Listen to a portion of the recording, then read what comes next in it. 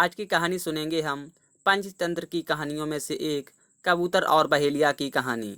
तो चलिए शुरू करते हैं। पुराने समय की बात है। एक जंगल में बहुत बड़ा बरगद का पेड़ था। उस पेड़ पर बहुत सारे कबूतर रहते थे। वो जंगल में घूम घूम कर भोजन की तलाश करते और अपना पेट भरते थे। उन सभी कबूतरों में एक बूढ़ा कबूतर भी था। बूढ़ा कबूतर बहुत ही समझदार था, इसलिए सभी कबूतर उसकी बात माना करते थे। एक दिन उस जंगल में कहीं से घूमता हुआ एक बहेलिया आया। उसकी नज़र उन कबूतरों पर पड़ी। कबूतरों को देखकर उसकी आंखों में चमक आ गई और उसने अपने मन में कुछ सोचा और वहाँ से चला गया। लेकिन बूढ़े कबूतर ने उस बहेलियों को देख लिया था। दूसरे दिन भरी दोपहर में सभी कबूतर पेड़ पर आराम कर रहे थे। उस दिन वह बहेलिया फिर आया और उसने देखा कि गर्मी की वजह से सभी कबूतर पेड़ पर आराम कर रहे हैं। उसने बरगद के नीचे जाल बिछाकर उस पर कुछ दाने बिखेर दिए और दूसरे पेड़ के पीछे छुप गया। कबूतरों में से एक कबूतर की नज़र उन दानों पर पड़ी।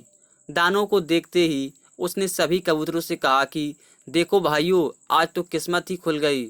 हमें आज भोजन की तलाश में कहीं जाना नहीं पड़ा, उल्टा भोजन ही हमारे पास आ गया। चलो चलकर मज़े से भोजन करते हैं।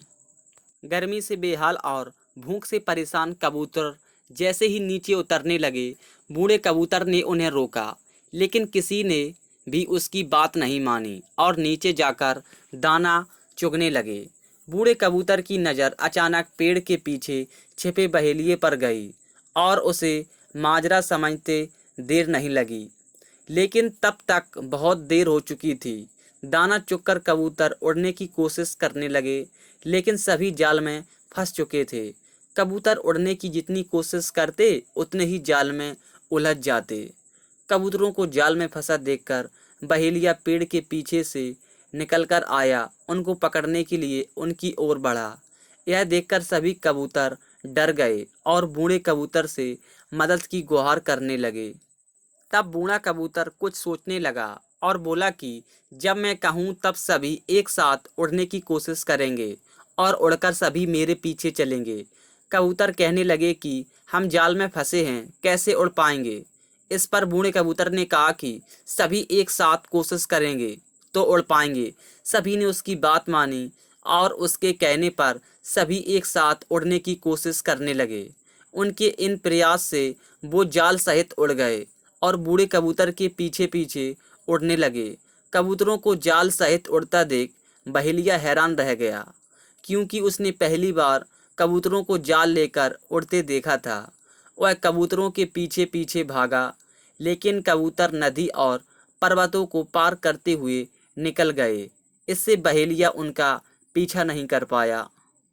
इधर बूढ़ा कबूतर जाल में फंसे कबूतरों को एक पहाड़ी पर ले गया, जहां उसका एक चूहा मित्र रहता था। बूढ़े कबूतर को आता देख उसकी खुशी का ठिकाना नहीं रहा।